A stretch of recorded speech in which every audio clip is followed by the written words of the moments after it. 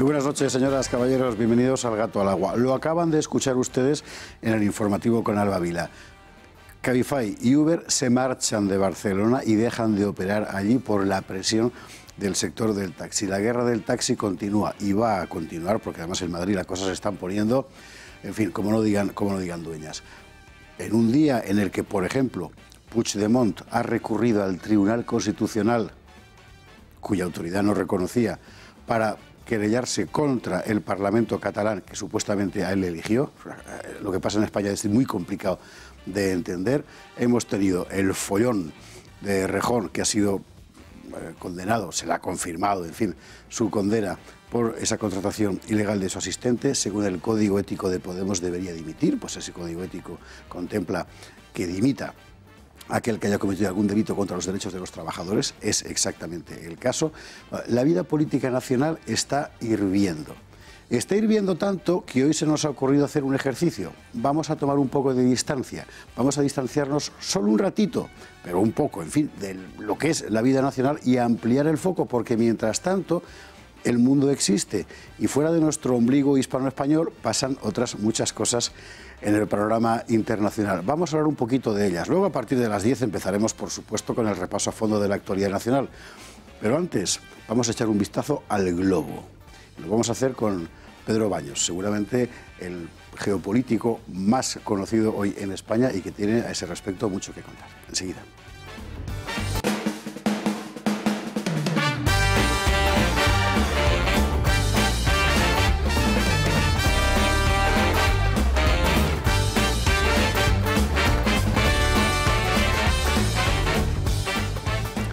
Don Pedro Baños, muy buenas noches. Hola, buenas noches. Un placer saludarle aquí.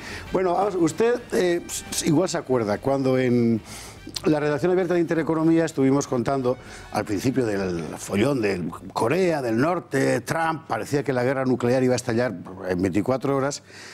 Y recogíamos las declaraciones de don Pedro Baños, coronel, como todo el mundo sabe, autor de éxito, acaba de publicar 2 libros que se venden, en fin, sin cesar y además bien vendidos, porque son de esos con los que uno aprende un montón de cosas, que dijo, esto no es verdad.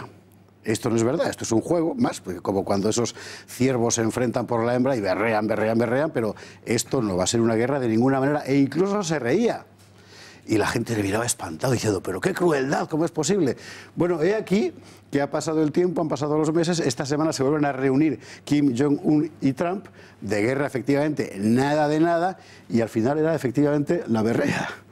Hay que tener en cuenta que Corea del Norte es un enano si lo comparamos con un gigante que claramente es Estados Unidos. ¿Para qué iba a entrar en guerra nuclear Corea del Norte con Estados Unidos, que no le llegaría probablemente ninguno de los proyectiles nucleares que tiene sobre territorio estadounidense, porque sabe que inmediatamente desaparecería? Y no pensemos que los norcoreanos, a pesar de que tenemos una imagen muy desdibujada de ellos, son personas torpes ni muchísimo menos. Son personas muy capacitadas y lo estamos viendo que han sido capaces al final de sentar a la mesa de negociación ni más ni menos que a la gran superpotencia que lo sigue siendo todavía actualmente, que es Estados Unidos. Cuando se planteó el asunto aquel, tuvimos oportunidad de conversar varias veces sobre el asunto. Siempre aparecía China, es decir, China para ladrar emplea a Corea del Norte. Y cuando Corea del Norte habla no es como decir por causa propia, sino que es porque está haciéndole, por así decir, el recao a Pekín. Esto quizás es un poco caricaturesco, pero mucho de eso hay. Totalmente. Hay que tener en cuenta que antes de la reunión que se va a producir, parece ser, entre Trump y Kim Jong-un, hace 10 días Kim Jong-un aquí ido a visitar a Xi Jinping, al presidente de China, a China, probablemente a recibir instrucciones. Está clarísimo. Hay que tener en cuenta que son frontera, Corea del Norte y China, y bajo ningún concepto a una China que está tremendamente enfrentada ya económicamente, geopolíticamente y cada vez más militarmente con Estados Unidos, no le interesa que Estados Unidos predomine en su misma frontera, que sería en el caso de tener verdaderamente ascendiente sobre Corea del Norte. Vamos a tratar de explicar esto muy rápidamente y seguramente don Pedro lo explicará mucho mejor que yo. Si usted coge el mapa del mundo y pone en el centro no a Europa como hacemos nosotros, sino a América, como hacen los norteamericanos, verá que Norteamérica tiene a los lados solo mar. Y la única forma de llegar al otro lado del mar y por tanto protegerse es tratar de atar lo más posible los continentes que rozan. En Europa tiene la Unión Europea frente a Rusia En Asia tiene, frente a China, el cordón que va desde Japón hasta Filipinas, que por cierto ahí también están ahora mismo hirviendo. Al final la jugada siempre es la misma. Lo ha definido muy bien. Hay que tener en cuenta que Estados Unidos se ha convertido en una isla de seguridad y quiere convertirla todavía mucho más. Parece ser que va a iniciar una nueva guerra de las galaxias en el sentido de instalar en el espacio sistemas misilísticos antimisiles, precisamente. Recordemos que fue aquello, paréntesis, porque mucha gente que será muy joven no lo recordará, es la argucia con la que Reagan dobló el brazo de la Unión Soviética. Absolutamente, porque fue tan sumamente elevado el coste que la Unión Soviética no lo pudo soportar. Fue uno de los elementos o de los instrumentos que se emplearon precisamente para terminar de desmontar a la Unión Soviética. Y dentro de ese juego, claramente, el gran adversario, como acabo de comentar, es China para Estados Unidos. Rusia lo es, pero muy parcialmente. Y lo que está haciendo, en cierto modo, es dejar que seamos los europeos los que mantengamos el pulso con Rusia para él tener las manos mucho más libres para enfrentarse con ese gran adversario que son los chinos. Eso está muy bien.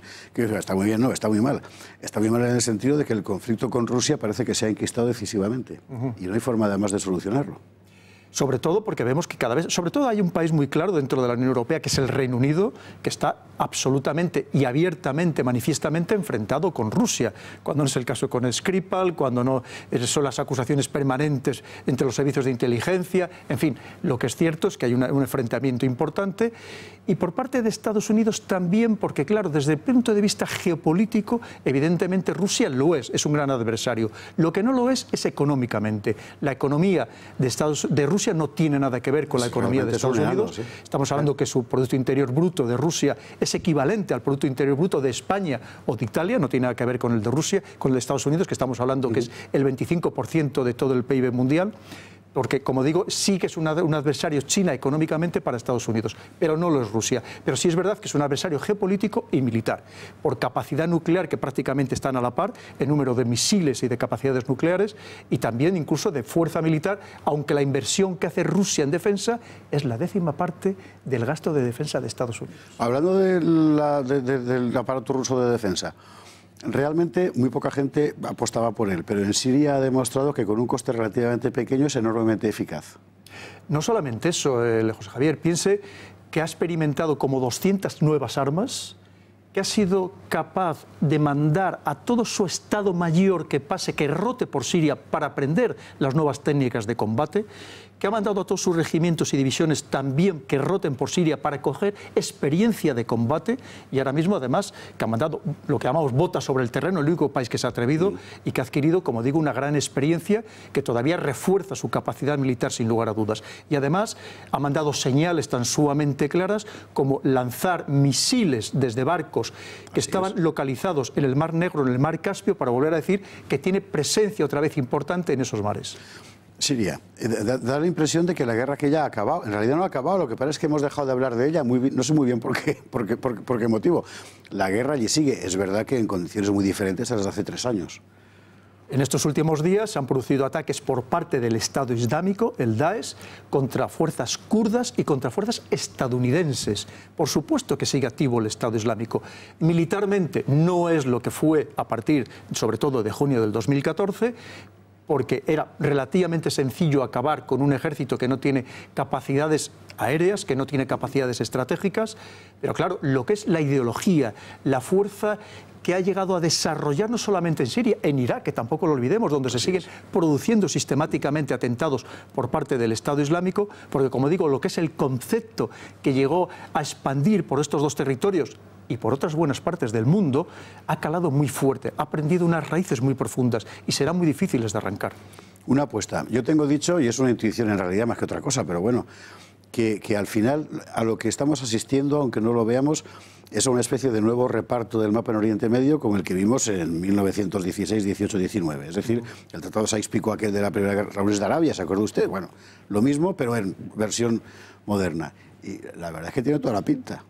Pero fíjese, precisamente lo que pretendía el Estado Islámico era romper ese acuerdo Sykes-Picot de 1916, medio, esa repartición que se hizo entre Francia y el Reino Unido de todo ese Oriente Medio. Quería crear ese Estado árabe que además fue lo que se prometió pues lo que por parte de los británicos y que nunca lo cumplieron. Lo que pasa es que han empleado unas fuerzas prosis, unas fuerzas intermedias, que son los kurdos, que ya se sintieron engañados también después de esa Primera Guerra Mundial, cuando se les promete que si luchan contra los otomanos, contra el Imperio Otomano, van a tener su propio Estado independiente, y que además se les ha vuelto a engañar, porque crean esas fuerzas democráticas sirias, básicamente kurdas, por parte de Estados Unidos, y que ahora Estados Unidos las va a abandonar, cuando además con el riesgo de que Turquía las ataque, que es lo que quiere actualmente Turquía, atacar a esas fuerzas democráticas sirias, porque consideran que sus fuerzas militares, las YPG y las YPJ, las femeninas, que son tremendamente belicosas, son marxistas-leninistas, hermanadas con el PKK, los kurdos que tienen su propio territorio, y por lo tanto los considera terroristas y los mete a todos en el mismo conjunto. O sea que la guerra sigue allí. Bueno, no se le quite usted de la cabeza la idea. Una última cuestión, porque nos quedan solo 4 minutos y medio, yo querría en fin, apurarla. Brasil, que es eso es el país del futuro y siempre lo será, como decía, porque bueno, o el león dormido que nunca despierta. Bueno, Bolsonaro de repente da la impresión de que quiere hacer una especie de gran potencia nacional del Brasil, y además trazando lazos muy estrechos con los Estados Unidos. Y se ha hablado mucho de la nueva geopolítica que marca este cambio de poder en Brasil. ¿Es verdad o no? Sí. Claramente, hay que pensar que es un poco el representante de Trump, digamos, en Sudamérica. Es un cambio de ciclo que hasta cierto punto tiene su lógica. Hay que pensar que en 2008 había solamente un país en Sudamérica que podíamos considerar de derechas, que era Colombia. Actualmente, a día de hoy, la mitad de los países sudamericanos ya se les puede considerar de derechas, e incluso los que no son estrictamente derechas, como es el caso del gobierno Macri en Argentina, sí, está cada vez más próximo a Estados Unidos. ¿Qué significa? Pues, como digo, ese cambio de ciclo en el que se dan cuenta que ha habido unos gobiernos, unas administraciones socialistas que no han satisfecho las necesidades verdaderas del pueblo, no han acabado con unos niveles de delincuencia impresionantes, en algunos casos de verdadero salvajismo. El país del mundo con más homicidios. Es absolutamente. No han acabado con la pobreza y las desigualdades sociales muy importantes, no han puesto orden en definitiva en el país. Y la gente busca la esperanza en otro tipo de gobierno. Vamos a ver qué pasa, vamos a ver cómo actúa, y lo que es cierto es que ahora mismo la administración Bolsonaro se ha volcado no solamente con Estados Unidos, sino también con Israel. Recordemos que una de las promesas que hizo, de las primeras decisiones que iba a tomar, era también de trasladar la embajada desde Tel Aviv hasta Jerusalén. Imagino que el gesto ruso de acercarse a Venezuela en este caso concreto no obedecerá tanto a cuánto me gusta Nicolás Maduro como a, ojo, que los norteamericanos se me apoderan de todo el continente. Cuestiones estratégicas. Hay que pensar que Venezuela no solamente es que tenga probado el 25% de todas las reservas de petróleo del mundo, si consideramos también las bréas pesadas, no solo el petróleo ligero, sino que además su posición estratégica es absolutamente esencial. Tiene capacidad para controlar todo el canal de Panamá, por donde no solamente transitan buques, y además todavía de mayor tonelaje una vez que se ha ampliado la anchura, sino que además a través del canal de Panamá pasan todos los servicios de cable de fibra óptica que dan servicio a todos los sistemas financieros de Sudamérica. Es absolutamente esencial. Dato este. Con lo cual, ya recordemos que hace unos años, ahora unos 10 años, 12 años, cuando Rusia mandó también sus Tupolev 160 con capacidad nuclear a Venezuela, inmediatamente Estados Unidos reconstituyó una flota que había desmontado después de la Segunda Guerra Mundial solo para proteger el canal de Panamá. Y además ese otro canal que iban a construir China principalmente, también con el apoyo de Rusia en Nicaragua, Estados Unidos ha sido capaz de, mediante movilizaciones indígenas, cuestiones ecológicas, de evitar que ese se llegue a producir, porque le causaría un grandísimo trastorno y sería otro elemento más a vigilar. Esto último que acaba de citar Pedro Baños es lo que se llama, como decir, la guerra híbrida, en la que uno emplea diferentes elementos, incluido en las protestas sociales, los tal. Cada vez más. Hoy en día las grandes potencias, José Javier, tratan de evitar el enfrentamiento directo militar, entre otras cosas porque puede generar una escalada nuclear. Y lo que tratan es de emplear, efectivamente, a través de esa guerra híbrida, la propaganda, la manipulación mediática, la guerra psicológica, y entre ello también están las movilizaciones populares. Así que cuando usted vea la tele, oiga la radio, lea la prensa, piense que a lo mejor le están metiendo en una trinchera y usted no lo sabe. Es una cosa que hay que tener presente. Pedro Baños, muchísimas gracias. Encantado, José por Javier. estar aquí. En fin, siempre sabe a poco, pero bueno, ya iremos a darle, en fin, a pedirle más opiniones en otros programas. Le recuerdo, aprovechando esto, que está aquí su libro, El dominio mundial, lo último, por cierto, que es prácticamente un álbum, y de verdad que es muy interesante. Es un libro muy importante porque uno aprende una enorme cantidad de cosas, como siempre, con Pedro Baños. Lo dicho, un auténtico placer, como siempre. Hasta cuando quiera, José Javier. Y nosotros ahora vamos a ver algunos de esos frentes de trinchera, entre otros el de Venezuela. Pero hay más. Le vamos a contar la pitada formidable a Merkel y Macron hoy en Aquisgrán, que es para no perdérsela. Y sobre todo, política nacional. Hasta ahora mismo.